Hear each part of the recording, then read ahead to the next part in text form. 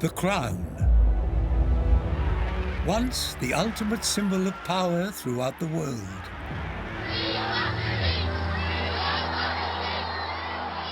But today, the very nature of royalty is under threat. In this landmark series, we use specialized archive colorization techniques to bring to life over 100 years of royalty. And discover why over half the world's royal families have lost their thrones,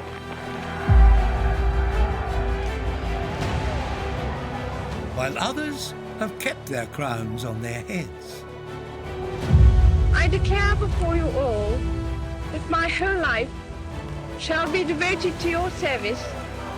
God help me to make good my vow. And how royal families have been forced to adapt as they struggle to retain their people's support.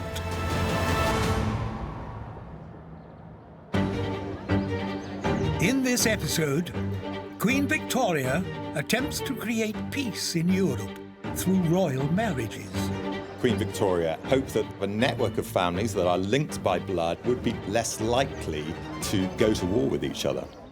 But when three cousins linked by Victoria's royal blood turn against each other, he wants their love, and at the same time he wants to kind of crush them. Victoria's dream of peace turns into a nightmare. It was so hard for everybody in Europe to not only watch as their loved ones die, but also they didn't know what the point of it was. I mean, what was the point of it?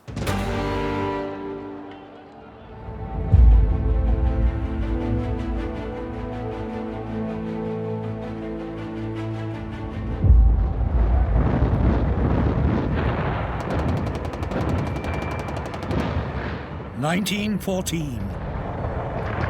War breaks out in Europe, and soon the world is drawn into the bloodiest conflict ever seen at that time. What we call World War I was then called the Great War, mainly because there hadn't been a sequel yet. At the time, it was seen as almost Armageddon. Over 30 nations clash in a terrifying war using the latest weapon technology. It saw the biggest armies in history, millions of dead in single battles that caused rivers of blood. The trenches that men had to hide in and then rush up from meant that the slaughter was on a scale totally unprecedented in human history. A generation of young men fight and die in a war that in reality is a battle between empires and their royal rulers. In this war of empires, the main combatants are the British Empire. It covers almost a quarter of the globe and rules over 56 countries.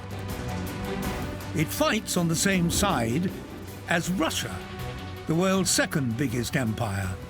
Its leader, the Tsar, controls over 160 million people.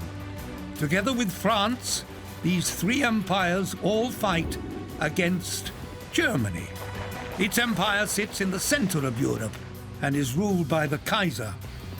And Austria-Hungary, a powerful empire spread across Central and Eastern Europe. Strange as it sounds, the seeds of all this destruction were sown decades earlier by one woman, Victoria, Queen of the British Empire. She tries to link these royal empires through love and marriage, but her efforts end in disaster. Queen Victoria rules her empire from London, and during her reign, sees the British Empire grow across the globe. Britain is on its way to being the richest country in the world, and it's got this navy that trades with everywhere. And this empire builds and builds until Britain is really the most important, powerful country in the world, and Queen Victoria is the queen of it. But there are limits to Victoria's power. Britain has what's called a constitutional monarchy. This means the sovereign's power is kept in check by the British government. The power is really in Parliament and the Prime Minister and his cabinet. But Victoria has this incredible image, and she's seen as the symbol of England. Britain at this time is more liberal than most of Europe, and is one of the few countries in the world to have an early form of democracy. But it's far from perfect. Democracy at this point is not how we know it. Most people in the country still can't vote. Only people over 21 and men of a certain income can vote.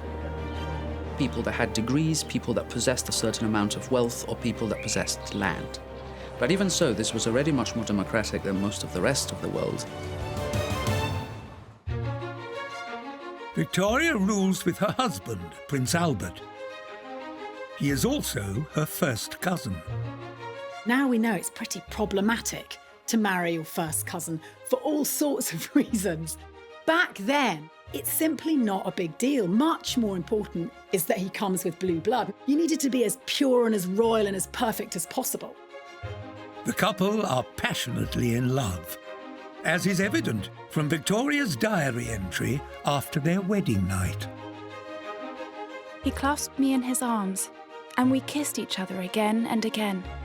His beauty, his sweetness and gentleness. Really, how can I ever be thankful enough to have such a husband? It's rather euphemistically expressed, but there's no doubt she really enjoyed sex. She underlines they were in one bed. And she notes in her diary, "We didn't sleep much." Victoria and Albert go on to have 9 children together. But they don't just make babies. They want their children to be ambassadors for peace. Victoria and Albert are concerned that European countries have been fighting each other for centuries, and there's ongoing tension on the continent. So the couple hatch a plan to marry their offspring into other European royal families, so their sons and daughters can export British ideas about democracy and peace. They hope that their children will intermarry into these different royal families, that they will spread these type of liberal, progressive, democratic values from the UK across Europe, so that you then have a network of families that are linked by blood and are less likely to go to war with each other. But their matchmaking mission is put on hold when Albert dies of typhoid fever when he's just 42. I think it's hard to over-exaggerate how devastated Victoria was by Albert's death. I mean, she basically went into mourning in her early 40s and never came out of it. She wore black for the rest of her life. In tribute to her beloved husband, Victoria continues their plan and becomes the ultimate royal matchmaker. It started with their eldest child, Princess Vicky. Vicky is Queen Victoria and Albert's eldest daughter, and she is a shining example of what they want to produce, the closest thing that the British royal family has to an intellectual. She knows about politics. When Vicky is 17, she marries Prince Frederick, the future King of Prussia. Prussia doesn't exist today, but it used to be the biggest state in the German Empire. When Prince Frederick inherits the Prussian crown, he will also become Kaiser of the German Empire. Queen Victoria has observed Germany's recent growth in power and hopes this arranged marriage will secure a peaceful bond between the British and German empires. There's definitely an attempt to use Vicky as a peace ambassador.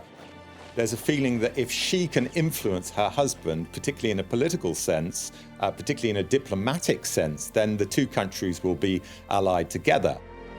The couple prove a great match, and Frederick is fascinated to learn from Vicky how democracy works in Britain. He takes on her more liberal ideas, and they plan to rule the German Empire as constitutional monarchs. But the newlyweds' happiness is short-lived. Vicky endures a traumatic breech birth with their firstborn son, Prince Wilhelm. The baby gets stuck, and the doctor uses excessive force to get him out. He has to intervene really quite severely, and in the course of this, the child's arm is ripped out of its socket and hangs loose, limp. Everybody was very thankful that, they have a boy, an heir to the throne, but when the boy is not perfect, it is a huge issue. Prince Wilhelm's left arm is permanently damaged, and his family try to keep his disability a secret from the public. You never see a photograph of Wilhelm's arm sort of hanging loose. It's always sort of tucked into his shirt or covered with a plaid or a sash. They make sure that you can never see it. Royal people are supposed to wield authority, and they're supposed to look perfect. Vicky is desperate to help her son and puts her trust into doctors who attempt to cure Wilhelm's disability. But their methods cause the young prince huge distress. Probably the most barbaric method of all, they rig up the young Prince Wilhelm into a kind of stretching system, a bit like a medieval rack, in which they attempt to pull the arm and make it longer. Vicky herself writes a letter to her mother while the treatment's going on, in which she includes a sketch of the rack treatment and says, "It was unbelievably upsetting for me, and it was so bad I almost cried." Eventually, the doctors give up, but the damage is done. The future king of the German Empire grows into a troubled young man with an inferiority complex. He takes out his pain on his British mother, Vicky. He blamed his mother for the breech birth, the determination to use British doctors when she should have used, in his view, German doctors. This was her fault. Then there was the treatment that was exacerbating that problem. And thereafter, for the rest of his life, you very much get a sense that there was a love-hate relationship, not only between him and his mother, but also between him and Britain, which of course she represented. Although Wilhelm grows up in awe of Britain's empire and powerful navy, he develops a problematic relationship with his British relatives. He wants them all to admire him, he wants them all to love him, but he's incredibly envious of them because they're British and they seem to think that he thinks they think they're better than him. He wants their love, and at the same time he wants to kind of crush them. In 1888, Wilhelm's father, Prince Frederick, finally becomes the Kaiser of Germany. But he is terminally ill with cancer and dies just 99 days later. The crown is passed on to his oldest son, who becomes Kaiser Wilhelm II. When Kaiser Wilhelm inherits the throne at the age of 29, he is paranoid, insecure. He's a little macho, desperate to prove himself, especially to his English cousins. Wilhelm immediately cancels his parents' plan to make Germany more democratic. His father and mother wanted Germany to be a liberal, modern, forward-looking state which was pro-British. When he came to the throne, didn't want any of these things. He was bent on making the German Empire a rival to the British Empire. Wilhelm is determined to make the German Empire the biggest power in Europe.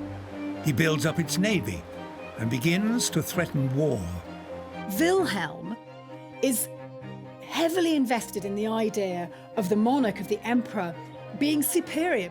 While he's seen among the people, he's not pretending to empathize, he's not bringing himself to their level, because he doesn't care about anyone but himself. Queen Victoria's dream of ensuring peace and tranquility through royal marriages has already given birth to a problem. a grandson who hates Britain and appears to be itching for one thing: war. But Queen Victoria doesn't give up on her grand plan and begins looking for a match for another one of her grandchildren, Princess Alex of Hesse.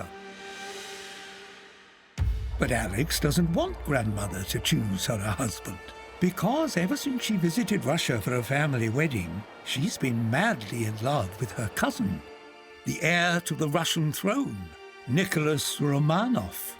They were deeply in love.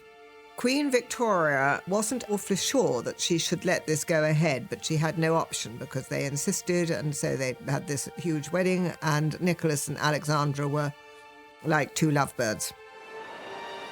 After Alex and Nicholas marry, Queen Victoria attempts to advise her granddaughter on how to make Russia more democratic. So Victoria writes to her granddaughter. She says, it's very challenging, the craft of ruling these days. Every day, she says, I worry about what my subjects think. To which she's battered off by her granddaughter.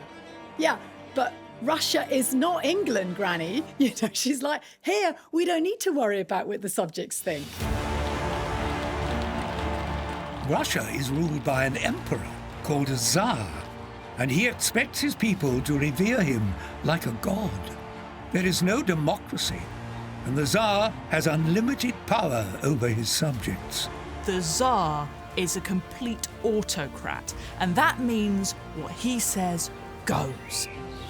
He is head of the armed forces, he is head of the church, he is head of absolutely everything in his land, he has the final say, and if you question him, he can kill you.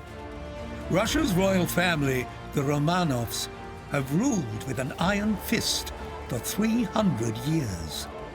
But the world is changing fast, and the Russian people want more autonomy.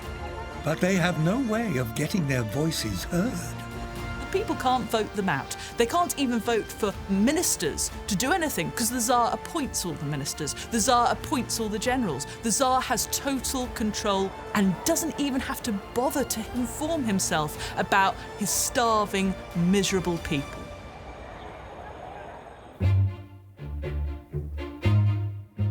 When Nicholas inherits the Russian crown, he becomes the Tsar, and Alex the Tsarina. The couple completely ignore Victoria's ideas about democratic reform. There's a dark irony that Alexander falls hook, line and sinker for the Bible of autocracy. She absolutely loves the idea of being all-powerful, of being invested with a divine right to rule. And any doubts, and there are many of them, that her little weak husband may possess, she helps him overcome. She looks him in the eye. You are the man ordained by God to rule. Be in no doubt. Nicholas and Alex believe all they need to do to keep their family on the throne is one thing: produce a male heir. During the first 7 years of marriage, they welcome 4 daughters. Grand Duchesses Olga, Tatiana, Maria, and Anastasia. My father was Nicholas's eldest nephew, and they were very close. My father adored Nicholas. His best friends at the time were the daughters, and they all were similar ages. They were just really good fun. They had a great sense of humour.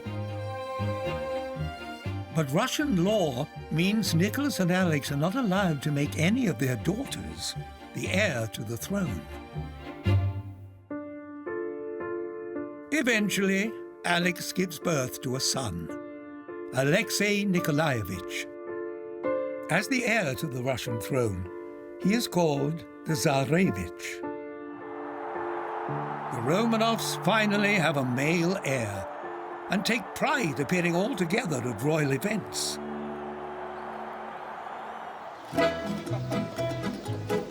And behind closed doors, they're much like any other happy family, as can be seen from these home movies, shot on Nicholas's personal camera. They loved the holidays because there was freedom for them, so they were able to be themselves and relax. And also, the Romanovs were very keen on skinny dipping. My father was a great believer in the sun getting at the body and taking your clothes off, and apparently Nicholas felt the same. But things aren't as perfect as they seem. Alex has, unknowingly, passed on to her son a rare hereditary disease called haemophilia, which stops the blood from clotting. This meant that whenever the Tsarevich injured himself, bruised himself, this was a major medical crisis. He would bleed quite a lot, and it would be very difficult to stop these uncontrollable bleeds. Haemophilia is a genetic disease women carry and can pass on to their children, but only their sons will suffer from the effects. Today, it's widely believed this disease entered the Romanov family from genes passed down from Queen Victoria. Haemophilia was Queen Victoria's gift to all European royal families. It is ironic that the monarchy, which is traditionally a system which demands male heirs and values men more than anything, and this is a disease that affects only kings, not queens.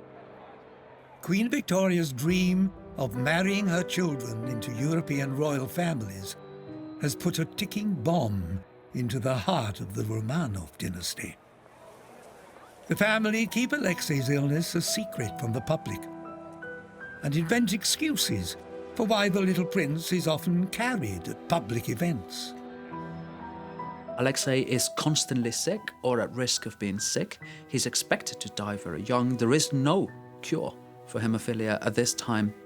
And so they have this anticipated succession crisis looming over the royal family. The heir to the Russian throne is chronically ill, and this family secret will put the Russian crown into crisis. In 1901, the world is at the dawn of a new century when Queen Victoria's reign comes to an end. She dies of a stroke after 63 years on the British throne. She's been around for as long as almost anybody alive can remember. She was an incredibly important woman, the symbol of Britain and her empire. So it was almost unimaginable that she was no longer going to be there. Victoria may have gone, but thanks to her matchmaking, 8 of her children now sit on European royal thrones. But will her dream hold Europe together or tear it apart? After Victoria's death, the crown is passed to her eldest son, King Edward VII. This man has had, up until that point, the longest wait in history to become the British monarch.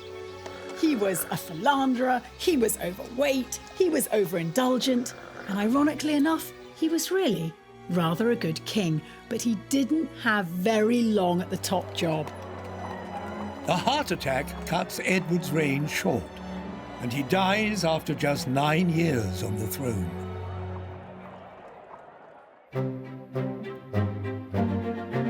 In 1910, the British crown is passed on to Edward's son and Victoria's grandson, King George V. George has already dutifully married a woman his grandmother approved of, his second cousin, the Princess Mary of Teck. The new king is more conservative than his playboy father. George V is perhaps probably one of the most boring people ever to become King of England. He basically doesn't do anything except shoot and collect stamps. But now George is king, his hobbies take a back seat. He has a very real crisis on his hands. Although Queen Victoria thought uniting European royals would maintain peace, the British crown is under threat from something on its own shores: disenfranchised members of the public. Britain is the richest country in the world, but at the same time has the poorest people in the world. And in 1910, this explodes into a series of organised labour strikes. Workers' unions across Britain are demanding better working conditions. And the suffragette movement is asking fundamental questions about who should exercise power by demanding women's right to vote. Now, the suffragettes believed that men didn't listen to people who were, quietly writing in and acting all meek like women. No, they believed that men liked to fight, and they only respected violence and people shouting loud enough. And so this is what the suffragettes did. They were little terrorists. They bombed certain buildings, they burnt down certain buildings, repeated businesses, they cut phone wires, they blew up post boxes.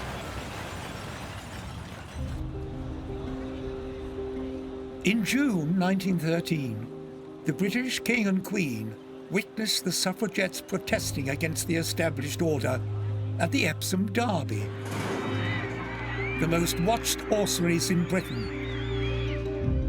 An English teacher called Emily Wilding Davison makes a game-changing act of political protest. Emily Wilding Davison was notorious in the suffragette movement. I mean, she was brilliant. You'd look at her and you just think, oh, there's a nice little lady. No, not a nice little lady. Incredibly brave, incredibly passionate. In front of thousands of spectators, Davison steps in the path of the King's horse. I believe that Emily Wilding Davison deliberately committed suicide in order to show her passion for the cause of the suffragettes. There's no way that George V didn't see this. When you have something as shocking as a middle-class, well-educated woman sacrificing herself for her beliefs right in front of you, I mean, you can't just dismiss that. So George had to be very aware and very politically savvy in order to negotiate these changing times.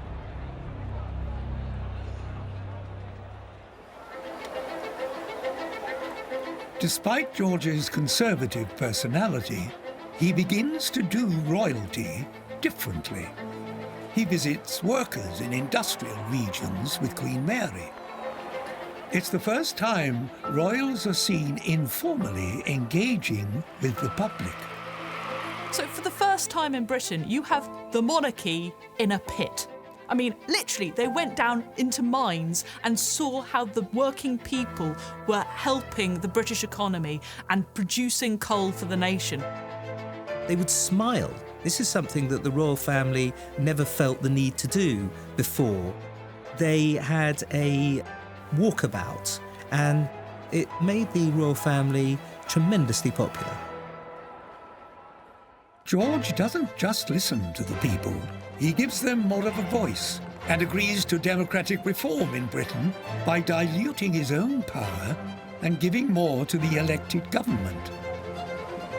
But can George persuade his cousins in Europe to contain social unrest by also doing monarchy differently? Thanks to Queen Victoria's matchmaking, George is a cousin of Germany's Kaiser Wilhelm. And because George's father and Nicholas's father both married Danish princesses, they're also cousins. George and Nicholas are similar in age, and as children, their families took vacations together. Nicholas and George were very close, and there's lots of letters saying, dearest Nicky, dearest George, and all that. George writes to Nicholas and says, I really think of you as one of my closest friends, and, if there's anything I can ever do for you, do let me know. They spent a lot of time together when they were young and growing up, and they looked so alike. It was incredible. But the two aren't as close to their German cousin Wilhelm, who is several years older. Wilhelm really does not get on with his other cousins. Wilhelm is the odd one out. The others, in fact, build part of their friendships on their dislike of Wilhelm. Because he was so arrogant, aggressive, annoying.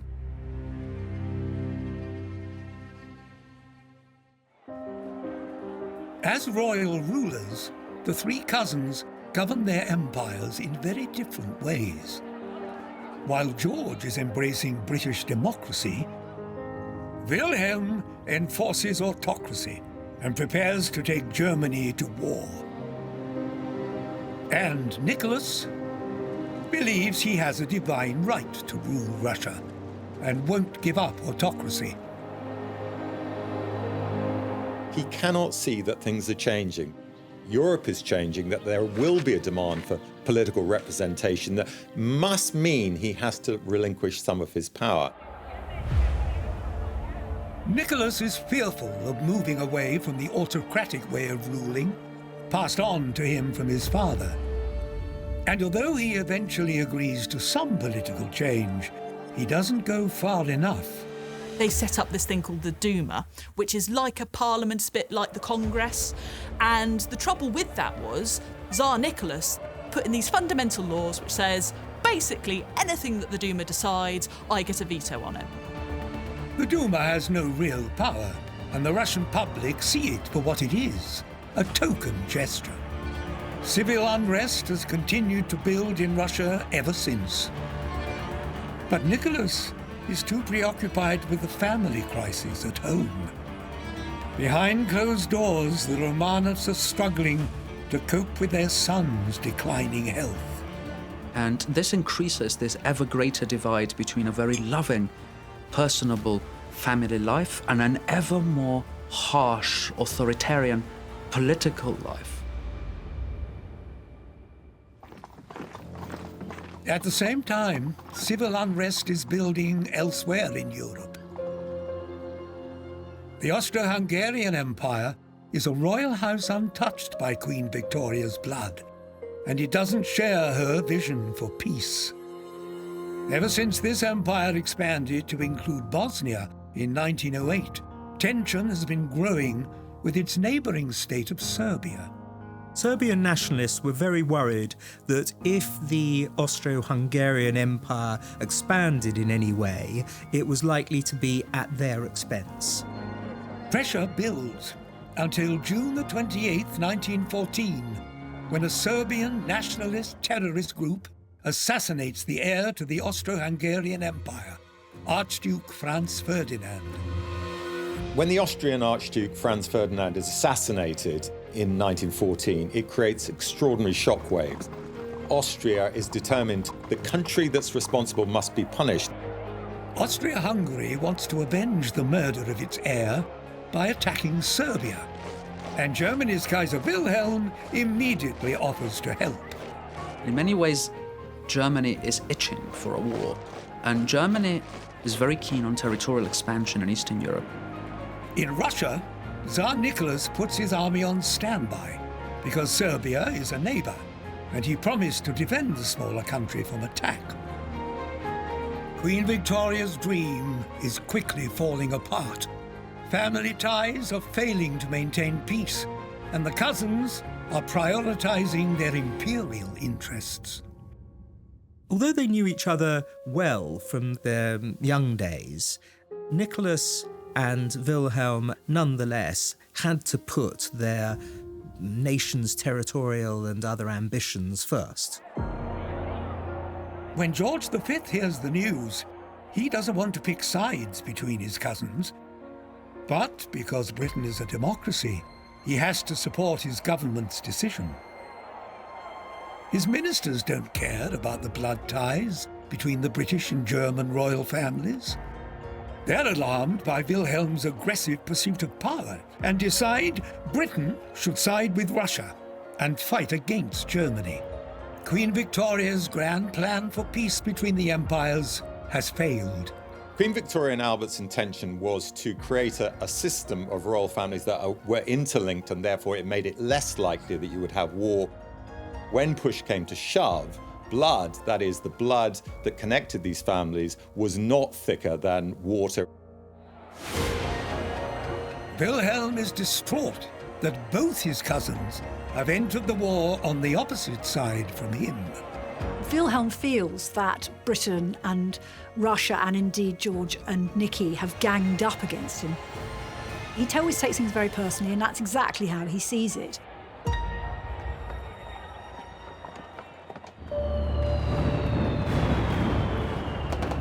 month after Franz Ferdinand's assassination, war breaks out in Europe. Of course, Queen Victoria would have been utterly devastated to know that only 13 years after her death, 3 of her grandchildren were going to war with one another, a war that was going to cost the lives of some 25 million people. It would have had her turning in her grave. Although King George is no war leader, he shows support by visiting the front line. George basically spends his whole time pinning on medals, inspecting troops, visiting hospitals, and looking always incredibly melancholy and miserable. This is George really trying to do his best. George is also quick to react to the anti-German feelings growing in Britain and prevents a PR disaster. His family's surname, inherited from his grandfather Prince Albert, is Saxe-Coburg-Gotha. Gotha is also the name of a bomber Germany is using to kill British civilians. To distance his family from Germany, George changes the royal surname to Windsor. Let's pretend we had nothing to do ever with the Germans, and let's make ourselves as quintessentially English as we can. And apparently, his advisor looks out to the round tower of Windsor, you know, the ancient citadel of the Normans, hearkening back to William the Conqueror. Windsor it is. Windsor is, after all, only the name of a British castle.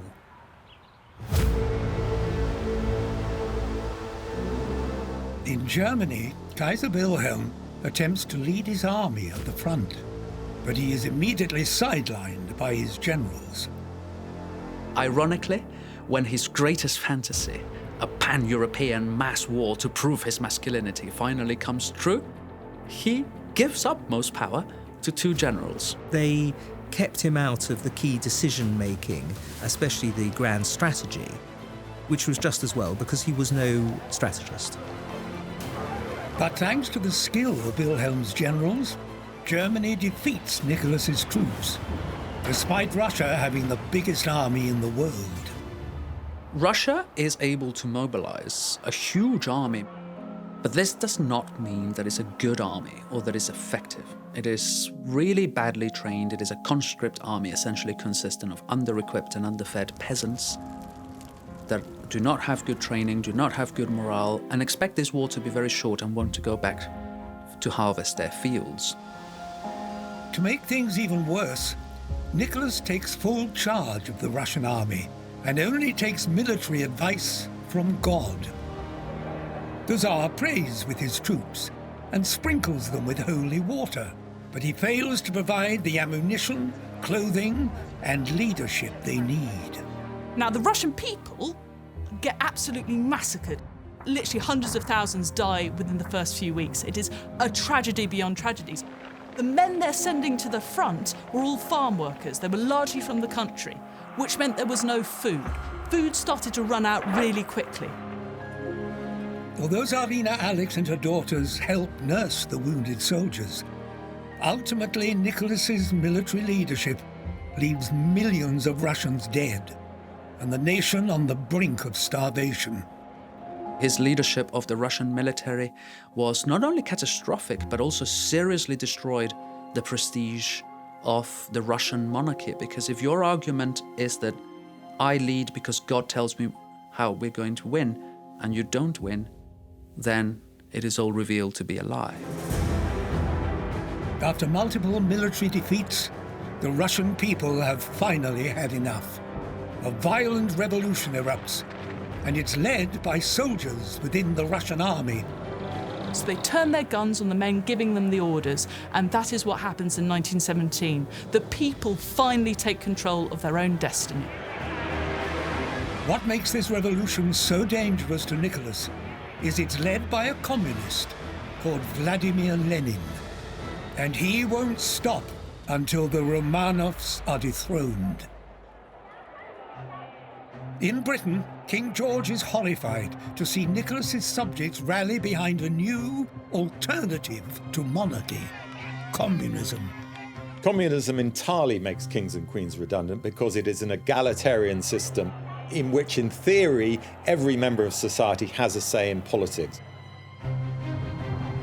George fears his Russian cousins are in danger and wants to offer them protection. Britain discusses a plan to get the Romanov family out of Russia. Cousin will save cousin. But George's government spies a problem. People in the UK knew what had been going on in Russia. England had a lot of civil unrest. Could it cope with also having Nicholas and his family on its shores? The British government becomes concerned that if the autocratic Tsar is given a safe haven in the United Kingdom, communist ideas could gain popularity in Britain. You can't have him back in your family and have your family associated with him if you want to remain King of England. George must decide whether to save Nicholas, Alex and their children or leave the Romanov family to an uncertain fate. In early 1917, communist revolutionaries forced Tsar Nicholas to abdicate the throne and move Nicholas, Alex and their children to Siberia, where they're kept under house arrest in a building ominously called the House of Special Purpose. While the Romanovs cling on to the hope they'll be rescued, the girls stitch the family jewels into their underwear so that when they escape, they'll have means to survive wherever they end up.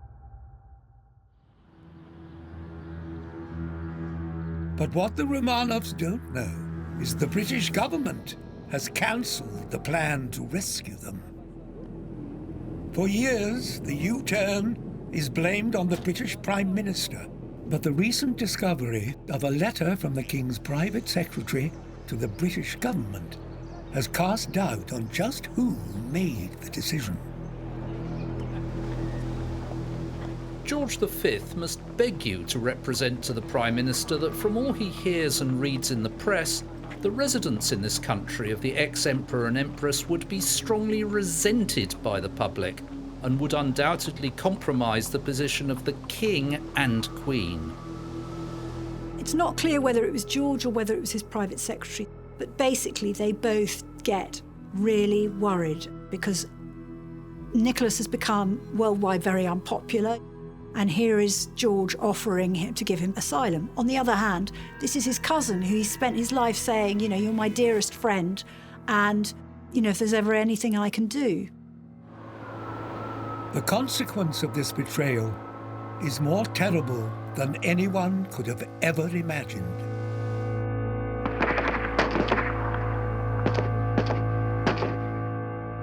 The communists execute the Tsar and his family in the basement of the House of Special Purpose. And we know that the daughters took a few shots to be killed because all the jewels that were hiding in their clothes were acting as a type of armor. It's made their killing a lot longer and a lot more bloody and harder. After 300 years of ruling Russia, one of the longest-running royal families the world has ever known, the Romanovs, have been destroyed. They wiped out a whole generation of Romanovs. When George hears about the family's murder, he's horrified. In his diary, George says that, you know, it's absolutely awful what's happened to poor Nicky and Aleki and the children. But he never acknowledges any responsibility for failing them. In fact, he and his private secretary have a sort of willful amnesia. For the surviving Romanov descendants, many questions remain unanswered. Could more have been done to save the family? They could have gone to one of their other many cousins in Europe. I mean, England wasn't the only place they could have gone to. I don't expect anybody thought they would be murdered. God willing, it'll never happen again.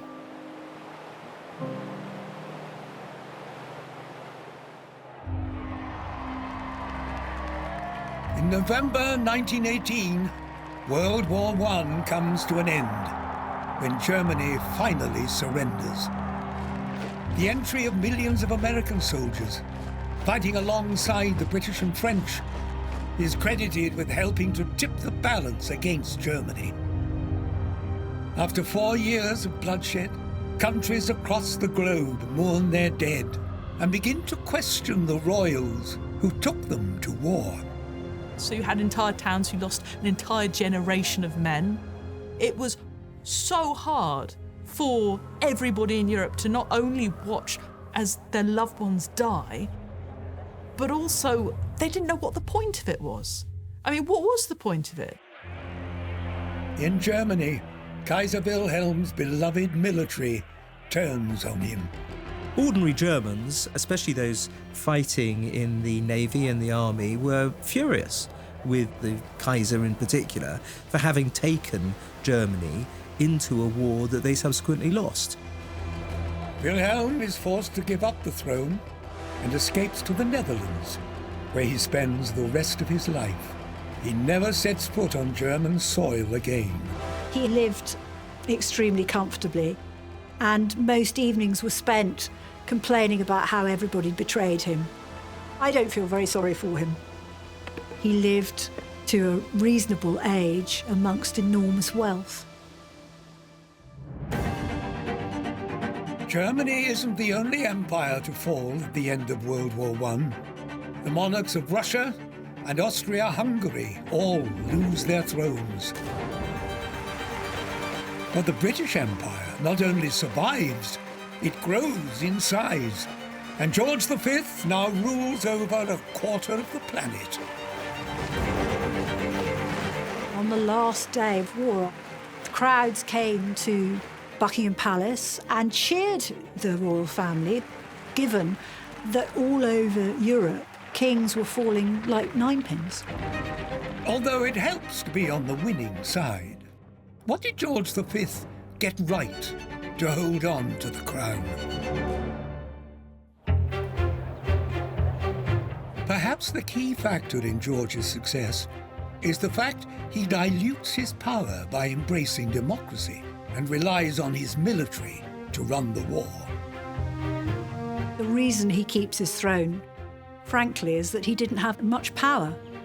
So he wasn't able to make the kind of mistakes that his cousins did, because they had proper power and they wielded it very, very badly.